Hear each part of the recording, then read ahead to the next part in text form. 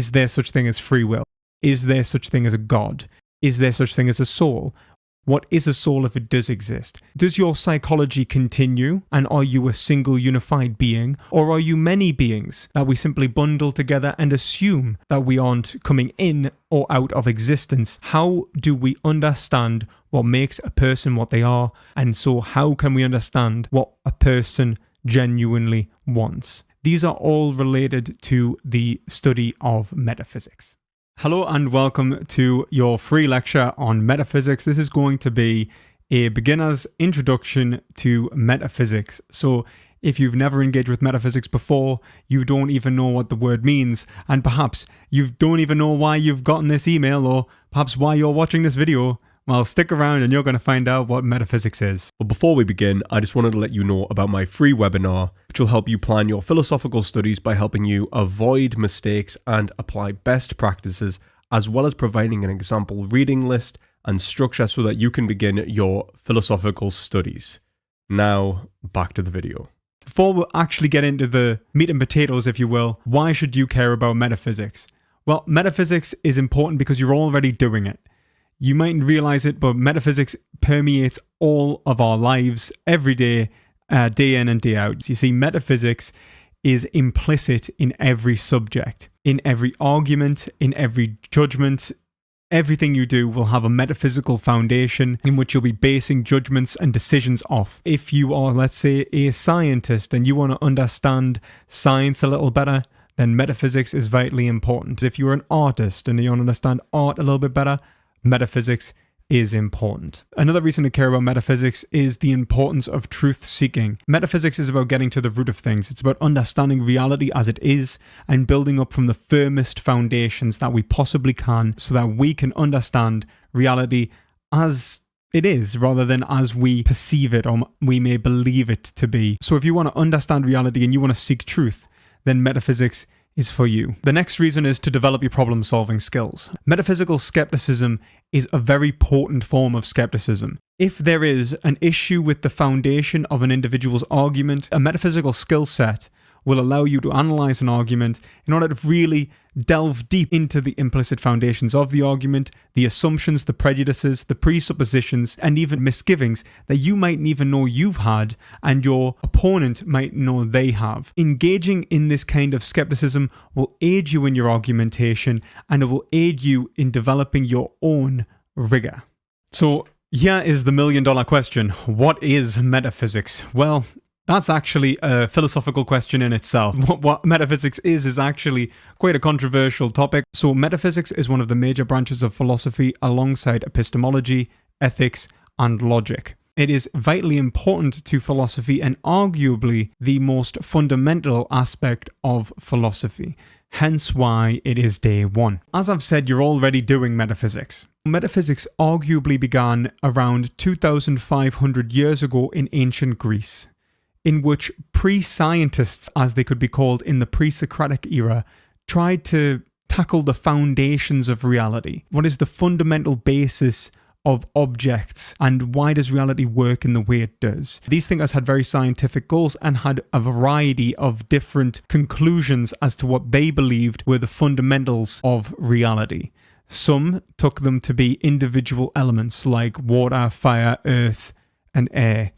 As you can see, it is quite a basic understanding of what physics is, but there was also ancient Greek atomism, which argued that everything was made up of particulars, and that these particulars, or atoms, if you will, originated from a single spot and exploded outwards, and then only really formed larger, more complex structures because of what they called swerve or chaos, which caused these particles, particulars, to bump into each other and form more complex structures through chaos. That's actually not too far off a Big Bang theory. I mean, it's not the same thing. It would be sort of ludicrous to say it's the same theory, but you can see that that is actually a fairly sophisticated form of physical thinking. What you can actually see is at the birth of metaphysics, there was quite a lot of sophisticated forms of analysis. Now, metaphysics itself really gets its name from Aristotle. It wasn't Aristotle who called it metaphysics. It was actually a reference to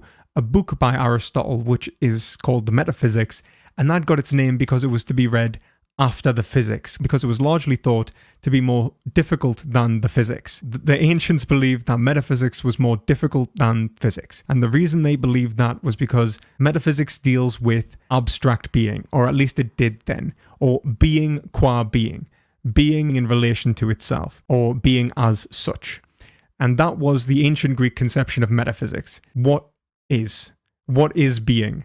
Or what is the most foundational first principles? What is that which doesn't change, if anything? That would be the ancient conception of metaphysics. However, in today's world, metaphysics is not really just that which doesn't change, and it's not really just that which is about first principles. Ancient metaphysics is still around, but it's often called general metaphysics or ontology. These are general metaphysical questions about what reality is, what makes a thing what it is, do universals exist, what does it mean for a universal to exist? These are general metaphysical questions. Now, since the 17th century, we gained what is called special metaphysics. Special metaphysics is the study of special metaphysical entities or special metaphysical questions. Due to the development of the physical sciences or the natural sciences, some aspects that used to be considered natural scientific inquiry got sort of pushed towards philosophy. You see, philosophy and science actually used to be the same subject. Science used to be called natural philosophy, and since it shirked philosophy, some questions were no longer appropriate for the discipline, and these are often considered special metaphysical questions which are specifically unrelated to general metaphysical questions. Sometimes you also get called spiritual metaphysical questions because a lot of these questions are very much related to spirituality, like is there such thing as free will, or is there such thing as a god? And that's really due to the rationalist tradition in the 17th century. So how might you be using metaphysics? You might be thinking, well, wait a minute, Lewis, I don't ask any of these questions, so why did you say I'm doing metaphysics? Let's say you're trying to understand something about yourself, what you like and what you don't like. Now, you might think that's basically an ethical question, but it also raises a big issue. What is the self? What identifies you from others? What separates you from others? Where do your interests end and other interests begin? It also relates to an object. What is an object? What makes an object what it is? What defines the limits of an object? Or how do we understand an object in relation to other objects? For example, if I have a table, what makes a table a table? Is there something about it specifically that gives me the indication or the knowledge that it is a table? Or is it simply that I call it a table and associate it with other things which have four legs and a flat surface? Is there something else entirely betwixt those where there is both something in common and there is also maybe no real essence to this table? There is a lot going on in metaphysics, and in terms of our analysis of the world, you can understand how this could really be important for those who are interested in the natural sciences. What marks the limitations of a species biologically? Metaphysics, as you can see, is largely related to the foundations of reality. If you're making a judgment about reality, you are probably going to have some sort of metaphysical presupposition, if you will, about what reality is. Now, there are some more or less common views of what reality is and what are the fundamentals of reality. Some more popular today than others, but for a philosopher, popularity isn't a useful metric. You are going to have to be able to analyze these theories and come to grips with whether they're actually sound, whether there are sound arguments in their favor, and if not, can they just be rejected, thrown in the bin, and never looked at again?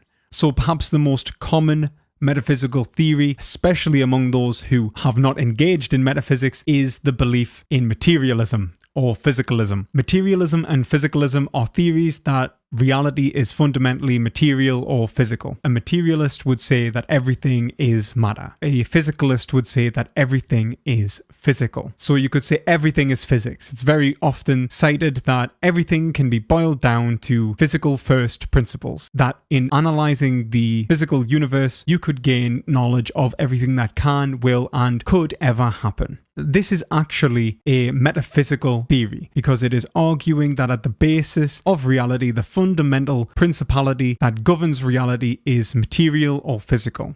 Now, the terms materialism and physicalism are often used interchangeably. However, it might make more sense to actually separate them out.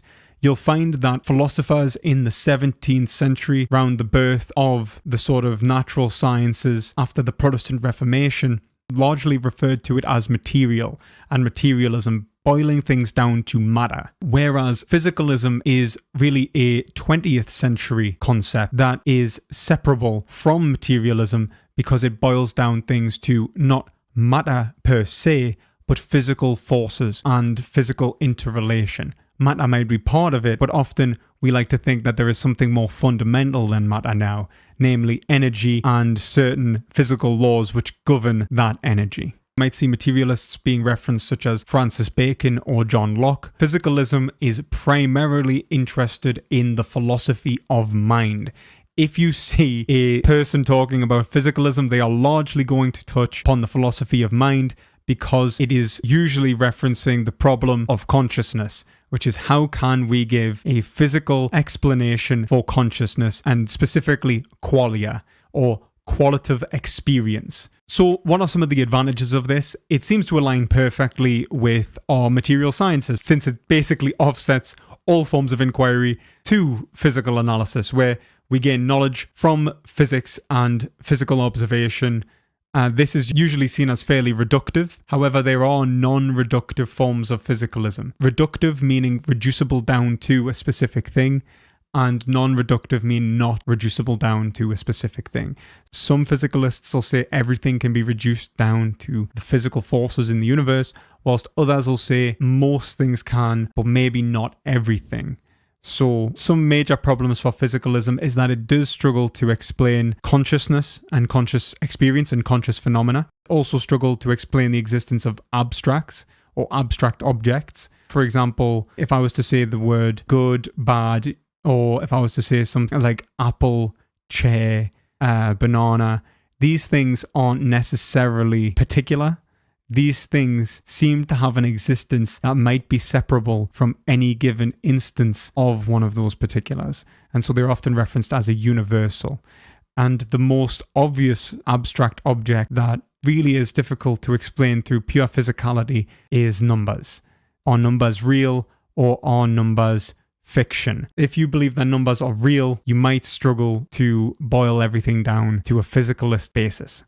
So another fairly popular metaphysical theory, although a lot less common than materialism and physicalism, is idealism. Idealism is the philosophy that everything is an idea or can be boiled down to an idea. So you can think of this really as ideaism. You can, it's ideals, but it's not like an ideal, like a sort of utopian sort of thing in the distance. It's actually ideas.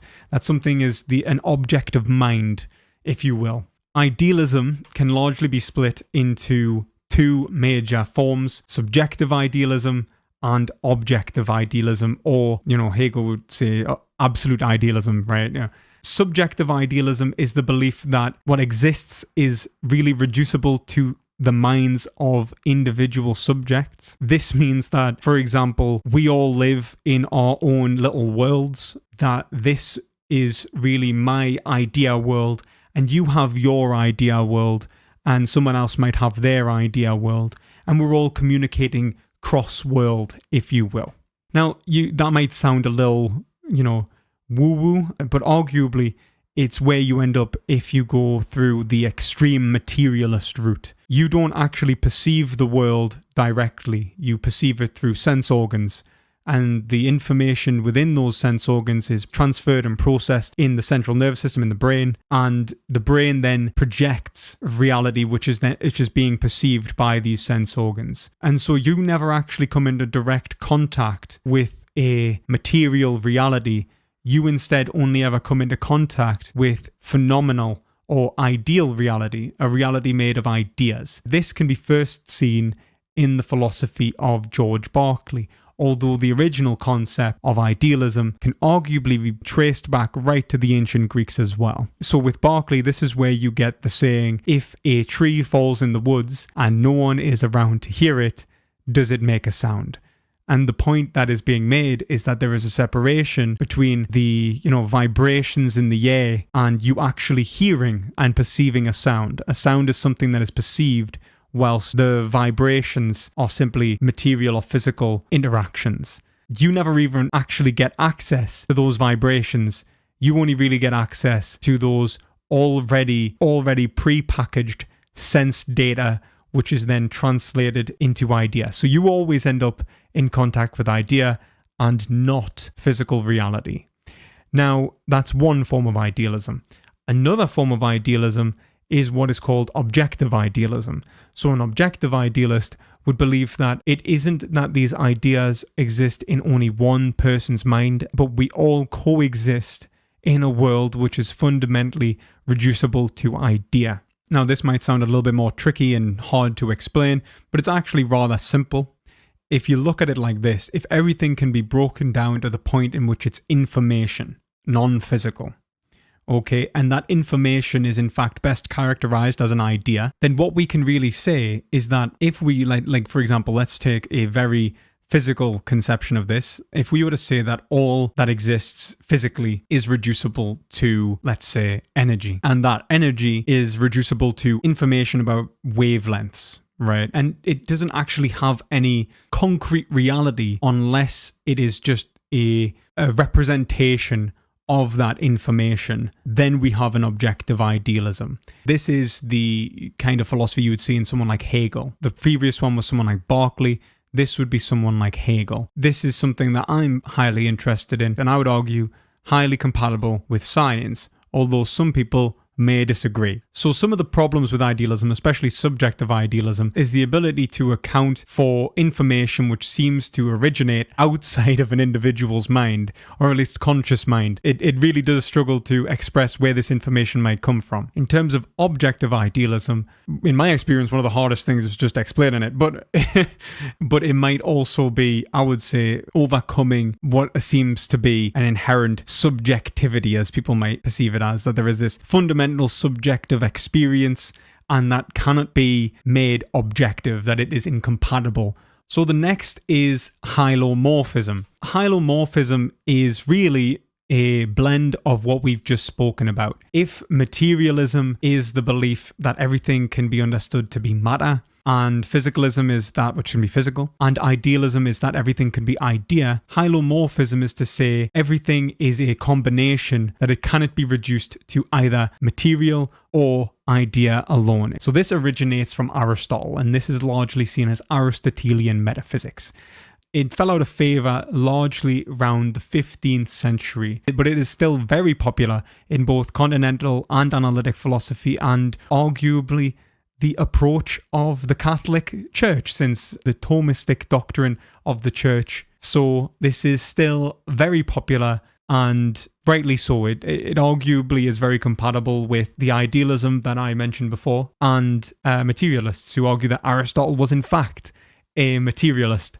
Similar to the issues of both idealism and materialism. Obviously, you have to be able to give an account for why you believe idea and material both exist, and how they manage to coexist in an object, and you'd have to give an account of how they create an irreducible substance or object that can only be understood with their union. That's fairly difficult to do, but I believe that it probably can be done. The next is dualism. Dualism is very similar to hylomorphism, except doesn't necessarily rely upon reality being a combination, but rather two separate, distinct foundations of reality. It doesn't have to be just idea and material, but it often is. So we would see this in someone like Plato. Plato was a dualist.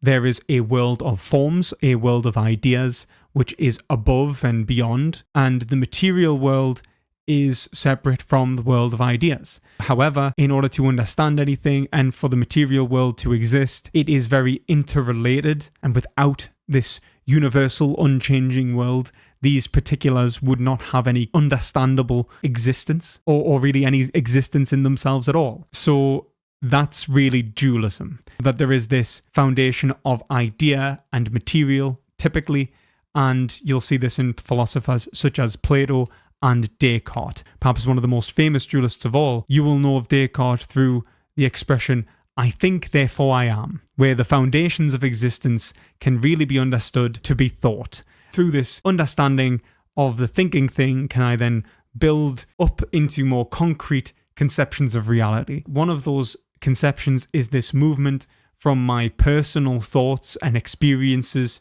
through my senses to an objective physical world.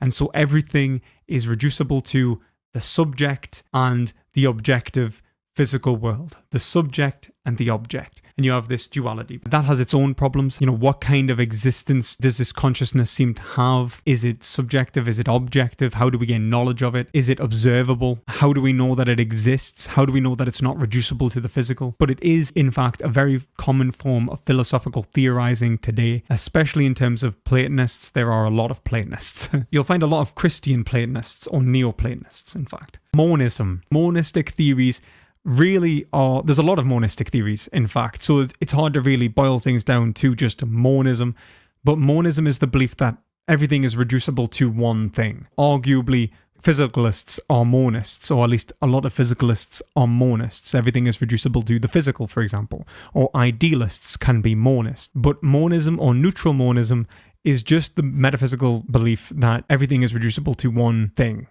Not sure what that thing is, but it is reducible to that one thing. So there are many people who are monists, there are many people who are dualists, and as well as those two, there are what are called pluralists. Pluralists believe that there are numerous foundations to reality, that reality can be reduced not to one single thing or two single things, but 3, 4, and upwards onto ad nauseum. So you could think of this in some respects, maybe quantum mechanics, in which everything that can happen does happen, and each thing that happens is a foundational possibility which makes this world what it is, or reality what it is. All of these possible worlds have some form of existence, but not necessarily the same kind of existence, if you will. To be fair, that's probably a bad example, because often they would want to say that it boils down to a single physical reality, but I'm just giving an example of how maybe you could argue for a pluralism. There are other ways you could argue for it. You could say that there is multiple versions of mind and material, that there are competing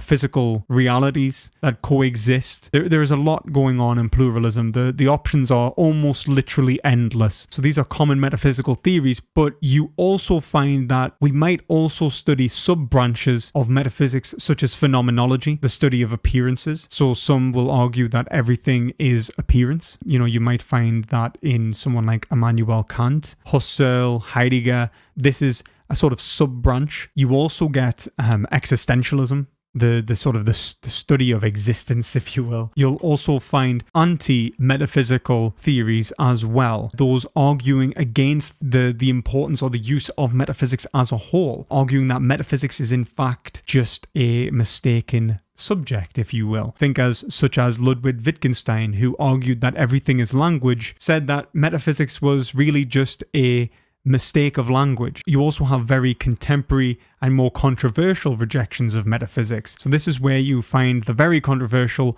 postmodernism. Postmodernism really is the rejection of modernism and this belief that things could be characterized through a single unified meta-narrative. You might see that as something like Marxism, for example, as a modern theory. Postmodernism would be a rejection of that no single narrative can give an explanation for reality. Many even argue that these narratives have no basis or grounding at all, that there is no foundational narrative which explains reality at all. And I mean everything. I mean, people will genuinely argue physics, maths, history, all of these seemingly objective disciplines are actually subjective at their core and largely don't comport to anything other than themselves. So you'll find thinkers such as Derrida, Foucault, Lyotard. These are all thinkers in which are postmodern in the way in which they conceive of metaphysics. They do not believe that we can give a metaphysical narrative which would encompass an understanding of how the world actually is. When we understand the world, we're often producing the world. Michel Foucault, very much so, it's about the appearance of the episteme, the fundamentals of reality sort of appear to you and you gain a kind of normative conception of this, meaning a sort of interrelation between certain parts of your psyche and your reasoning sort of puts together a pattern, and that pattern is essentially the world you live in. This leads to largely many of the radical positions we see in ethics, in epistemology, and in politics. These are considered radical skepticism or anti-metaphysics, but they are part of metaphysics. And arguably, the first ever anti-metaphysician or radical skeptic in many ways was Heraclitus. Now, Heraclitus did believe that the world could be understood, that it could be understood objectively, but that the particulars could not be understood, the particular instances of the world could not be understood, and that the only thing that could be understood was the logos. For the ancient metaphysicians, he wouldn't have been a metaphysician, but for contemporaries, he would have been a metaphysician. Everything is in flux, everything changes or everything moves was his sort of catchphrase. What we need to understand is how it changes and how it moves, and it was very much about mechanism. So he actually aligns very nicely in some respects with physicalism and physical conceptions of the world. So those are some of the most common major metaphysical theories today. You can learn more about those through free sources such as Stanford Encyclopedia of Philosophy or the IEP, which is the Internet Encyclopedia of Philosophy. I would recommend Stanford over the IEP. I think it is better.